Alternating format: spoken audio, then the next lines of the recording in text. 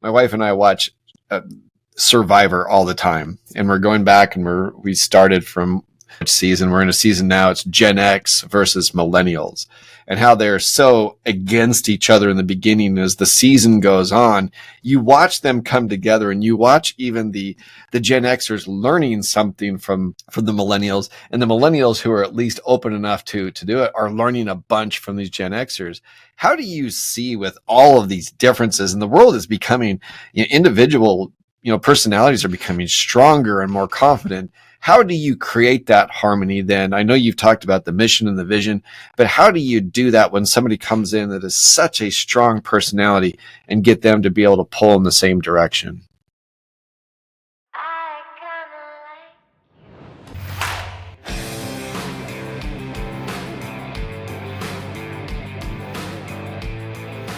Hey, welcome to Networking Star. My name is Jeffery Boyle, and here at Networking Star, I interview some of the coolest entrepreneurs, thought leaders, and people that just help us have, be, and do more. And I have one of those guys with me today. His name is Rocky Garza, and he's got a lot of things going on. He's a COO of Croft & Frost, but he also is a coach. He's a speaker, and I thought what was really interesting is he helps people overcome insecurities and live a confident and full life. Rocky, thanks for being with us. Absolutely. Appreciate it. Thanks so much. Appreciate you having me on the show. Sure. So how do you, one of the things that you've got on your Instagram channel, it says, call me Rocky. So how did you get the nickname Rocky? Yeah. Great story. So my legal name is Gilbert, or Gilberto Garza Jr. is my name. And as the story goes, I'm pretty sure it's a wives' tale. It's not true, but as the story goes, in my family, when I was born, my mom had a C-section, and the anesthesia caused her to kind of stay asleep longer than normal. And my dad wanted to name me after himself, and my mom did not. So he signed the birth certificate before she woke up.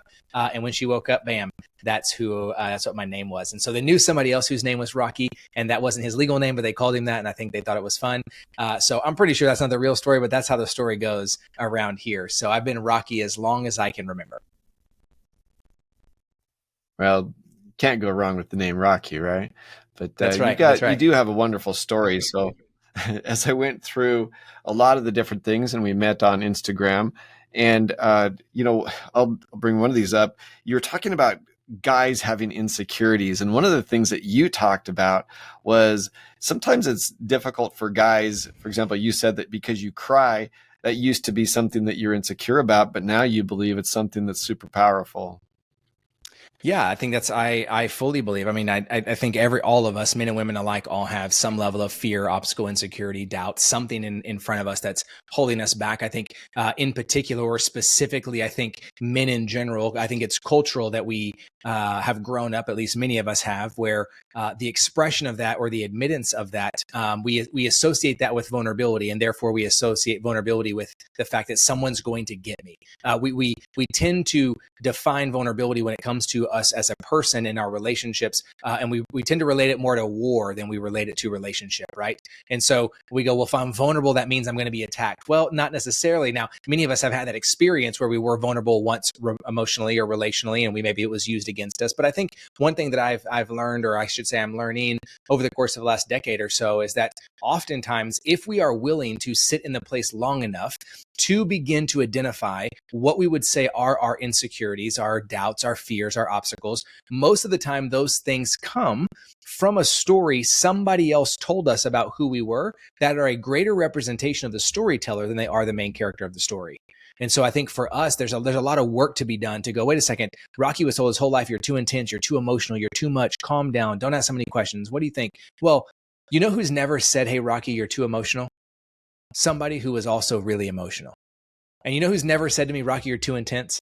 Someone who is also intense. And so I think I'm finding, as we begin to kind of uncover or discover the narratives or the stories that were told to us about us, we can begin to see potentially there maybe are things we are believing about ourselves that maybe were a greater representation of the person talking to us than they were about us. We tend to internalize somebody else's insufficiency, and we turn it into our own insecurity. And so I think there's something in that for us, specifically men, if we are willing to allow ourselves to go, who am I really? What have I been told? And where do I see myself playing these things out on a regular basis? There's a great opportunity for growth. There's a great opportunity for courage. There's a great opportunity for this new level of, I think, even going beyond confidence, we could say this level of conviction to say, this is who I am and I believe that it's good. And if I can find ways to really own this part of myself, then potentially what we find is what we have experienced in life that is potentially a significant pain point might actually be the thing that is also a significant part of our purpose.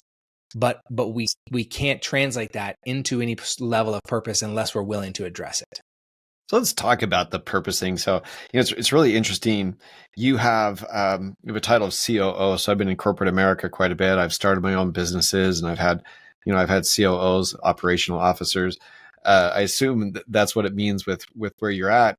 You had said that you received that job with an established firm like Croft and Frost.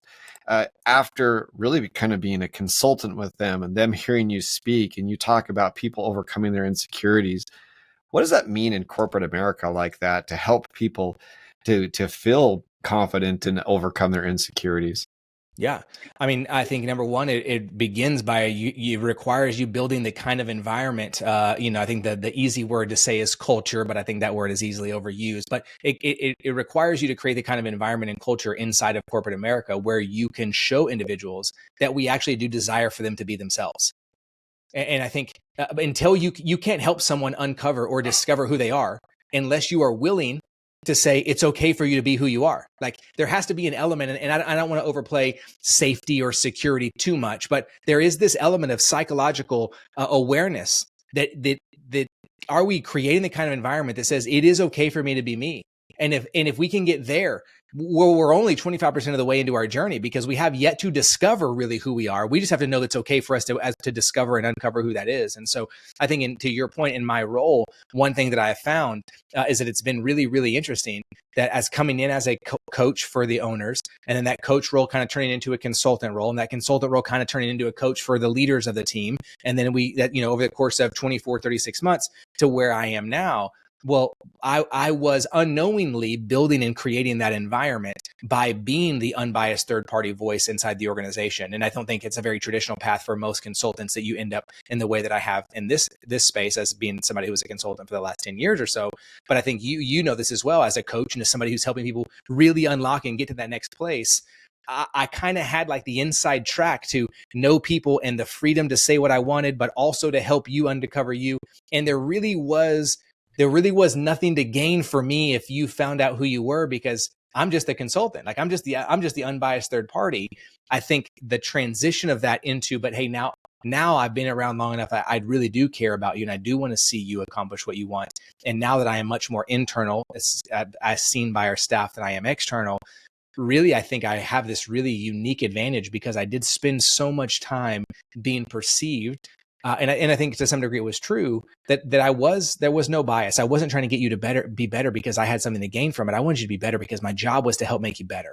And I think inside system, whether we have a team of 3 or a team of 3,000, if we are tasked to lead and manage and encourage people at all, if we can find ourselves consistently being at a place where we say, it is my job to make you as great as I can, there's a lot of value I think that our team can find in that and from that I do think allows them to perform professionally in a way they couldn't otherwise. But I do believe it begins by us setting the precedent that I have a genuine desire to see you get what you want, which means you have to be okay if what they decide they want is no longer to be a part of your organization.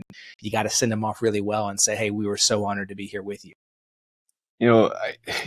When you were talking, it made me think about an experience I had when I was at law school. I went to law school after having been in corporate America for a while and also having my own business. In fact, when I went to law school, it's dumb. I went to law school as a business owner. Pretty hard to do both. And I remember, I think I was in my constitutional law class, and one of the students said, I think that all businesses should be required. And then she went through and gave a check box of the types of people that every business should have. And I just remember thinking, I don't care what a person's political beliefs are. I don't care what their race. I don't care any of those different things, so long as they are a productive employee, and they can buy into the vision and bring their personality into that company. And so talk to me a little bit about how you talk to uh, maybe some old thinking or even new thinking, because you've got the new generation coming up that is really clashing with these existing business mindsets. How do you mesh very, very different political, religious, all these different fighting personalities to come through and really make a business succeed? Yeah. Yeah, I mean, I think you hit part of it when you were describing it, and as overplayed as we know that it is in language, especially in corporate speak. If there is not, let's make it really simple: mission, vision, values. If there is not something foundational that every individual in the organization can look at and say, "I believe in that," you're not going to win. I don't think it's possible, because to your point, there are so many variances that I even think publicly. That culturally in America, we're trying to consistently make ourselves against ourselves nonstop, because if we can be different from each other, then we belong.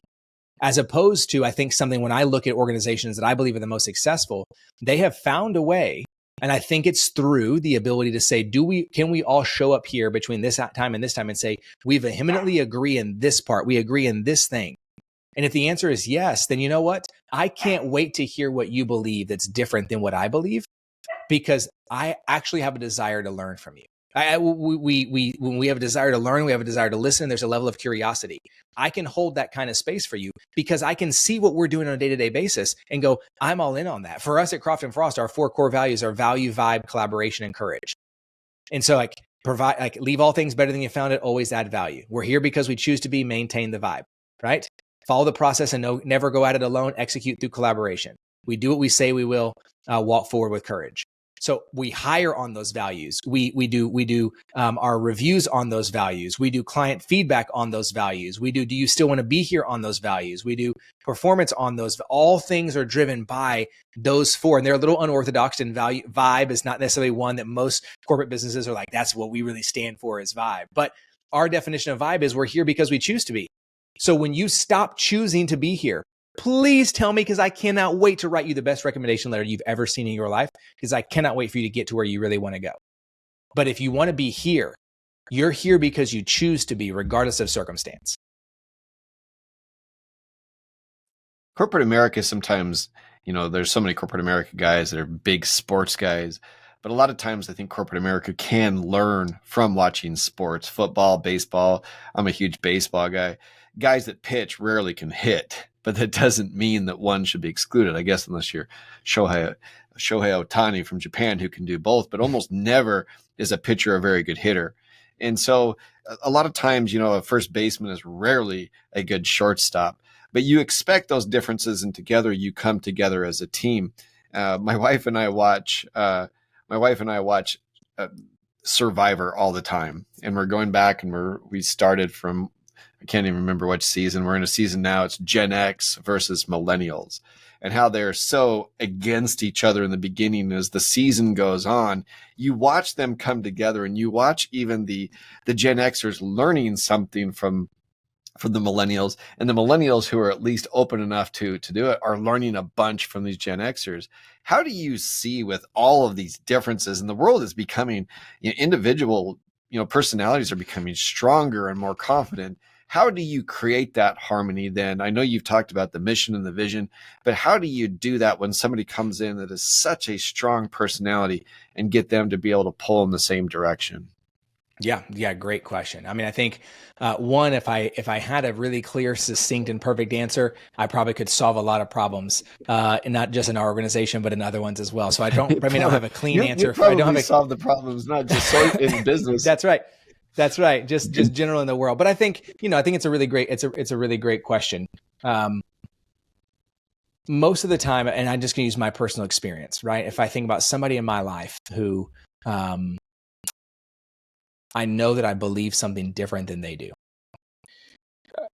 I believe it is my responsibility. And I would like to say that it's theirs, but I can't put that on anybody else. So I'm just going to own what I can own. There's people in my life. Let's take somebody. I use my father-in-law as an example, right? He and I think about the world very differently. We see the world very differently. We feel things about the world very differently. And My father-in-law is amazing.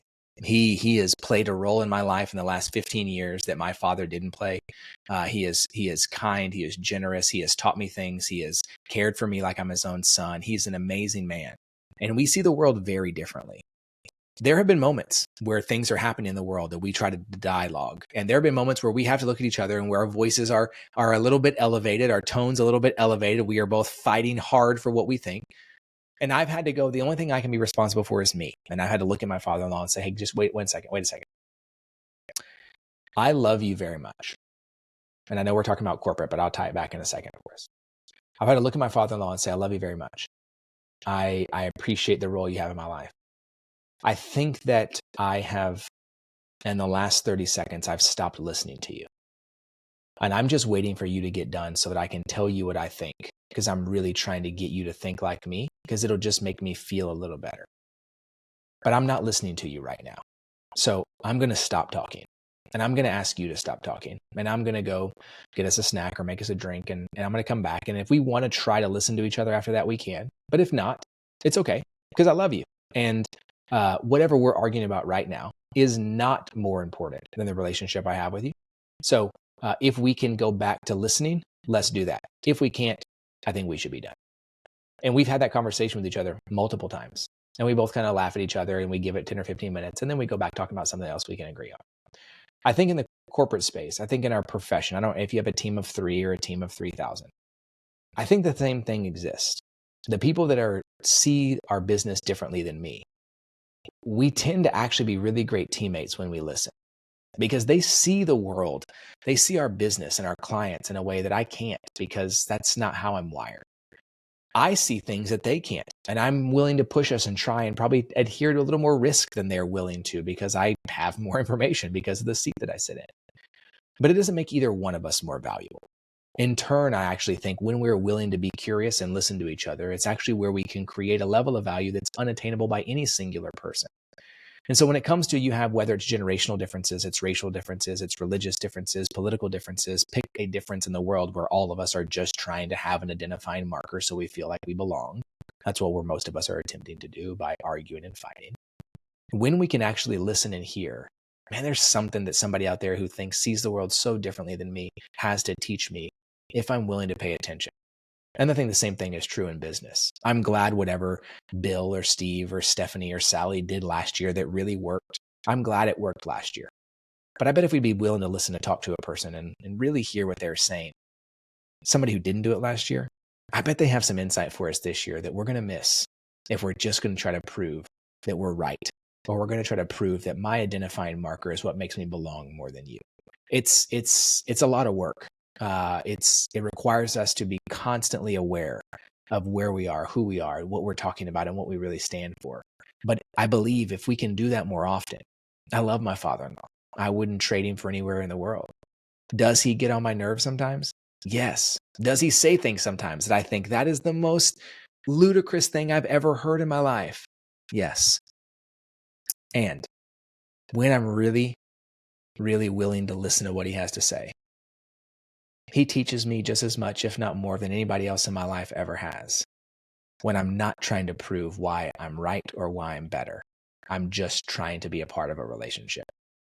And it's hard, but I do think it's possible. It is difficult, and it is possible in a corporate environment. It even amongst partners, a lot of times, you think of partners, and partnership is often it's marriage without love. A lot of times, so you've got the same emotions, you've got the same thing of somebody trying to be right. I'm gonna transition a little bit. I was watching one of your reels. You talked about a habit you have every night of writing and being consistent as a writer. Explain a little bit about that, of why you do that and why maintaining that habit, even when you don't feel like it, is so important. Yeah, I think for me, it just comes down to personal responsibility. Am I willing to commit to myself to do something that I said I was going to do for myself? Nobody sees it. Nobody reads it. Sure, people's lives maybe are impacted because if I actually write my to-do list down and I do it, then it's a benefit for somebody else. But at the end of the day, it's just me competing with me. It's me being responsible to me. It's me making a commitment to myself. And so whether it's in the morning, whether it's in the evening, a phrase I have coined for myself is daily, no matter the time of day.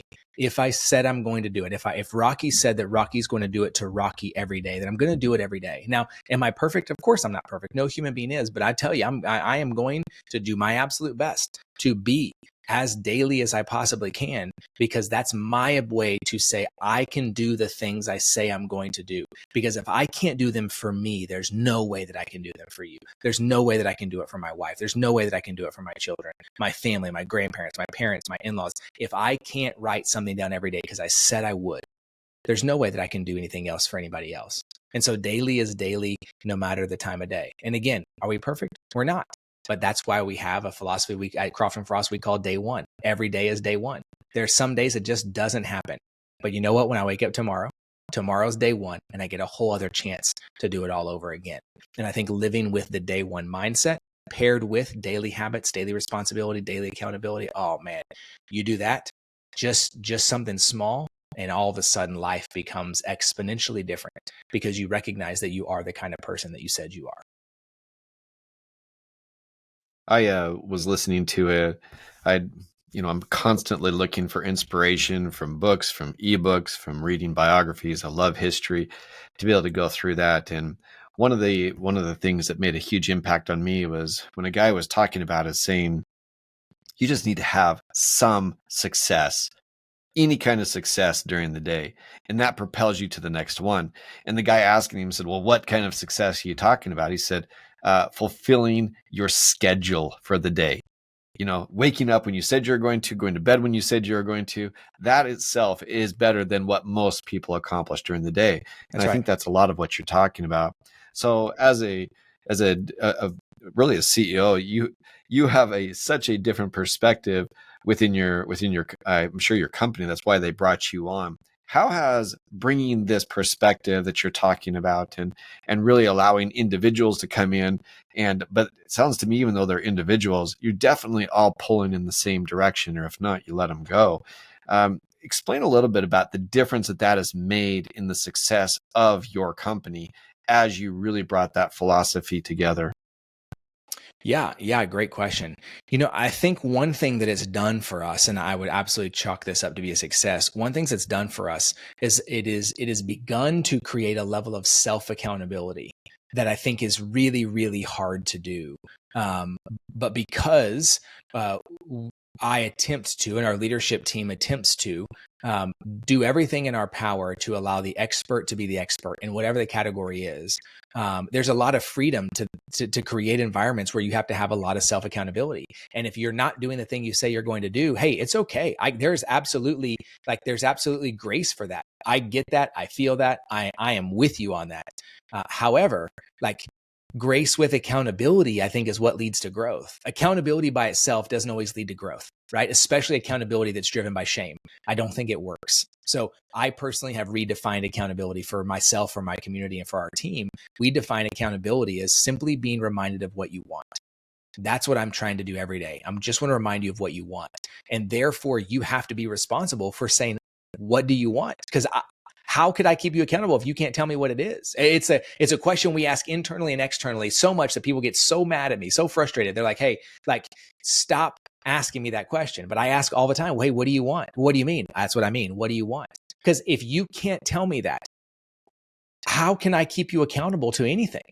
And then if you can't tell me that, then you're going to expend a lot of energy. Call it productive and never feel fulfilled, because you weren't actually doing the things you wanted to do. And so, I use an example with our team all the time. If you work here for 2 years and then you decide you want to own a Dairy Queen, you better tell me the day you decide you want to own a Dairy Queen. And I'm telling you, I'm going to be first in line to get a Hunger Buster. You know what I'm saying? I'm going to be the first one to get a dip cone. Let's go. I got your back.